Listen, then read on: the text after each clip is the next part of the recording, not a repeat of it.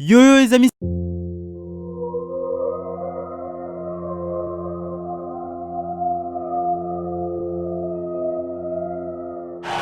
Do I have everybody's attention now? Ici c'est Catch-Attrape, la chaîne on parle catch. Aujourd'hui review de Monday Night Raw du 30 novembre 2020. Et avant de commencer cette vidéo, j'aimerais vous demander de liker, de commenter, de vous abonner, de partager. C'est très important pour le développement de cette chaîne. Et dites-moi surtout en barre de commentaires si vous recevez les notifications de mes vidéos.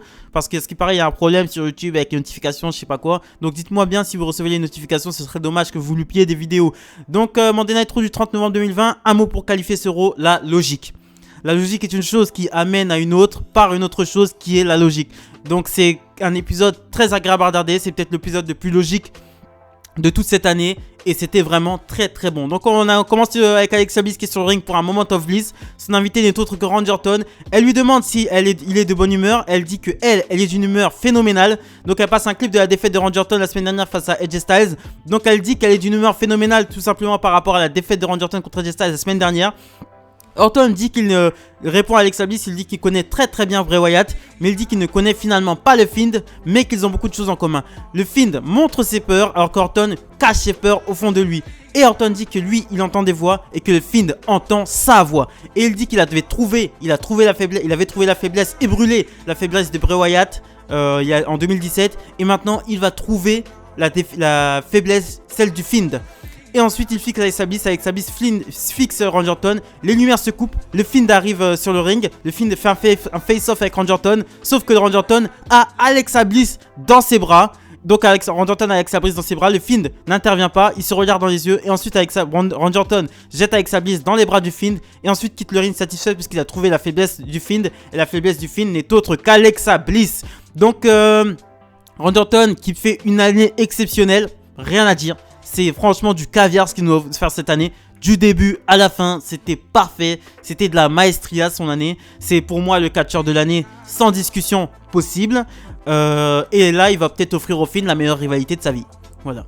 Donc parce que c'était une rivalité, ils avaient une rivalité en 2017, ils étaient affrontés à WrestleMania pour le titre WWE. Et là maintenant, c'est un tout autre contexte. Dans un contexte où Randy Orton sort d'une année franchement magnifique. Et le Fiend a fait une année, franchement faut le dire, de merde. Donc ça fait une rivalité qui franchement, sur le papier ça me plaisait pas. Je vais pas faire le mytho, ça me plaisait pas, j'aime pas le Fiend. Mais franchement ça pourrait aider s'ils veulent mettre le Fiend pusher le Fiend on the map. Il faut qu'il passe par Randy Orton. Donc on enchaîne ensuite avec un match Jeff Hardy contre Elias dans un Symphony of Destruction match. Donc après le Guitar on the Pole, maintenant le ring est entouré d'instruments type donc il y a des batteries, il y a une batterie, il y a des violons, il y a même un gong hein. Apparemment c'est un match avec disqualification puisque Jeff Hardy à un moment donné Jeff Hardy se prend un coup de guitare par Elias. Mais Elias fait le compter mais il se sauve avec les cordes. Voilà. Et à un moment donné aussi t'as Elias qui s'électrocute avec une sono. Et ensuite la finale du match c'est Jeff Hardy qui fait un sweat on bomb directement à l'extérieur du ring sur Elias qui était allongé sur une table avec des petits violoncelles sur lui. Donc la rivalité entre Elias et Jeff Hardy pour moi qui est terminée. Et Elias et Jeff Hardy vont pouvoir aller vers de nouveaux horizons. Bon, et Jeff Hardy a enterré Elias pour moi. Voilà, Elias ne pourra pas revenir on the map. Et c'est extrêmement dommage. On enchaîne ensuite avec Mustafa Ali qui fait une promo en disant qu'il ne comprend pas que Ricochet ne le rejoigne pas. Slapjack poursuit en disant que Mustafa Ali lui a ouvert les yeux en lui faisant réaliser qu'il n'était pas utilisé à sa juste valeur à la WWE. Et Mustafa Ali conclut en disant que Slapjack battra Ricochet ce soir et il comprendra. Donc on enchaîne ensuite avec Slapjack contre Ricochet. Donc Ali est en ringside, il se prend une gifle par Dana Brooke, hein, vous le comprendrez après, je vous expliquerai après pourquoi Dana Brooke intervient dans ce match. Moi non plus j'avais pas compris à la base.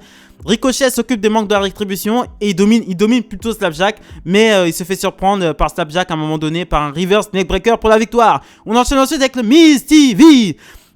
Donc le Miz est sur le ring, son invité n'est autre que Sheamus. Le Miz lui commence en lui disant qu'il a offert une épée à Drew McIntyre, mais Drew McIntyre ne lui a rien offert en retour. Sheamus dit qu'il n'attend rien de Drew McIntyre. Il n'attend rien de Drew McIntyre parce que c'était un cadeau, il lui a offert et il n'attend rien en retour. Le Miz dit qu'il aurait pu lui offrir un match de championnat, donc quand même, et il propose à Sheamus de cash in sa frustration, excusez-moi, pour que le Miz puisse cash in sa mallette. Et il dit que Sheamus était au sommet de la compagnie il y a quelques années et maintenant il a tout laissé à McIntyre. Et Sheamus dit que le Miz aime ouvrir sa bouche, mais lui il aime utiliser ses poings.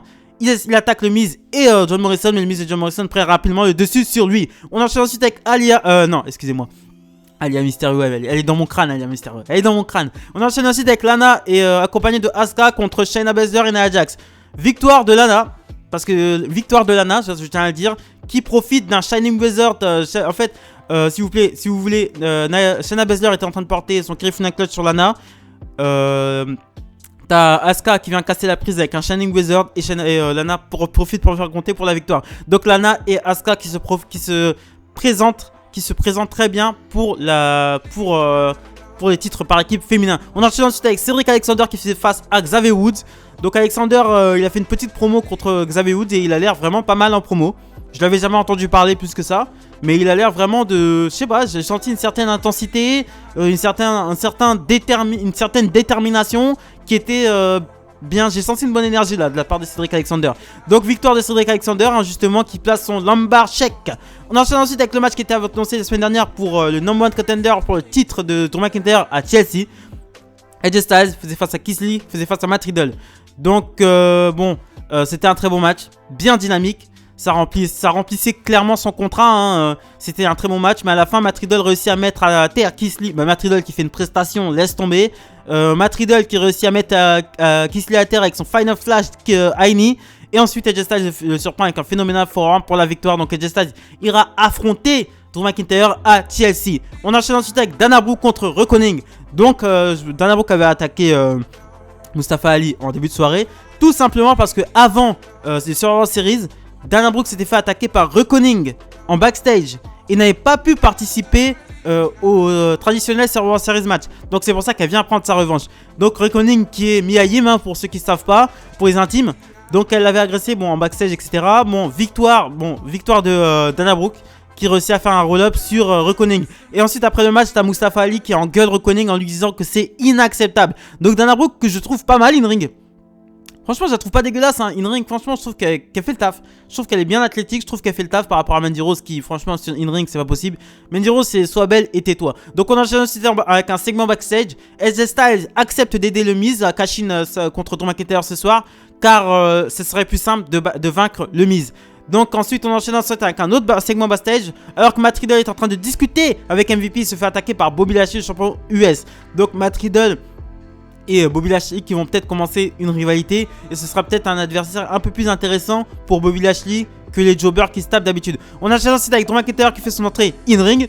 Il dit à Charlie Caruso qu'il a dit qu'il allait battre Orton et récupérer son WWE Championships. Il l'a fait. Il a dit qu'il encaisserait Spear sur Spear et qu'il se relèverait contre Roman Reigns. Il l'a fait. Il dit qu'il a perdu à cause de Jey Uso, mais que la bataille, Roman Reigns a gagné la guerre. Il a gagné la bataille, mais pas la guerre. Et on enchaîne ensuite avec il dit aussi qu'il n'a aucun problème avec AJ Styles et que leur match sera sûrement phénoménal. Et il dit que quant au Miz, il lui conseille de jamais cacher sa mallette parce que c'est la seule chose qui le rend important. Encore une fois, une promo logique de McIntyre qui fait le résumé de ces 1 mois en une promo, quoi. C'était ultra logique, promo ultra logique, il dit des choses logiques, il cherche pas à partir dans des trucs complètement délirants ou à nous raconter sa vie, il raconte des trucs logiques, quoi. On enchaîne ensuite avec le main event of the evening, dont McIntyre accompagné de Sheamus contre Miz et Morrison. Donc Sheamus qui a l'air de faire un petit face turn, je sais pas, peut-être, je mets des grosses parenthèses. Donc Sheamus qui avait l'air d'avoir pas un comportement de face, il était toujours aussi enragé que d'habitude, mais voilà. Donc AJ Styles au commentaire. Sheamus provoque AJ Styles pendant le match. Il provoque AJ Styles, encore une fois c'est de la logique. Il provoque pas AJ Styles pour rien. Il provoque AJ Styles parce que déjà il y avait eu des embrouilles entre eux au Survivor Series. Et donc c'est dans la continuité de ces dernières semaines. Vous comprenez ce que je veux dire? C'est dans la continuité ces dernières semaines parce qu'il faisait que de s'embrouiller par rapport au Survivor Series. Et là il continue à s'embrouiller, donc c'est archi logique. Donc il y a un face-off entre Sheamus et Omos, Jordan Omokbein, hein, pour les intimes.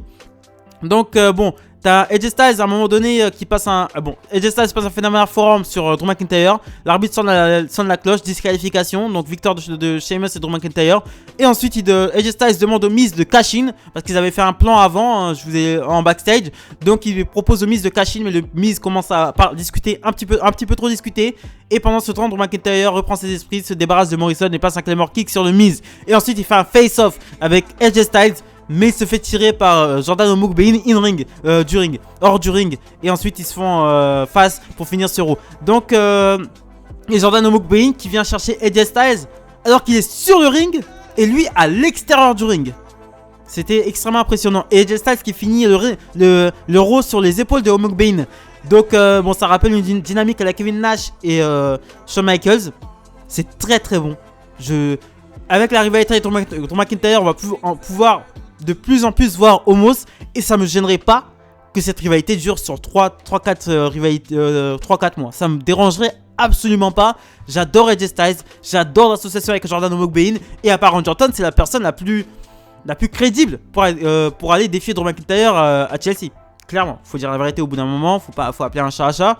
Et voilà, c'est ce que je pensais du Monday Night Raw de cette année, de ce lundi 30 novembre 2020. C'était de la logique. Tout était logique. Il n'y avait rien pour rien. Il y avait vraiment rien pour rien. Même le truc Mustafa Ali, c'est normal. Ricochet est son pote et ils sont arrivés. Et Mustafa Ali a trahi Ricochet d'une certaine manière. Tout était logique. Dana Brooke qui vient s'attaquer à Mustafa Ali. Elle vient s'attaquer à Mustafa Ali parce que c'est lui le chef de la rétribution. Et ensuite elle s'attaque à Reckoning parce que Reckoning l'avait attaqué la semaine dernière. Tout est logique. Tout est carré. Et un Raw comme ça, je dis oui. Voilà, c'est tout ce qu'on demande. De la logique. Voilà. Donc voilà, abonnez-vous, likez, commentez, partagez, très important pour la chaîne. Dites-moi pour les notifications si vous le recevez. Bientôt les 150 abonnés. Merci les amis, salut.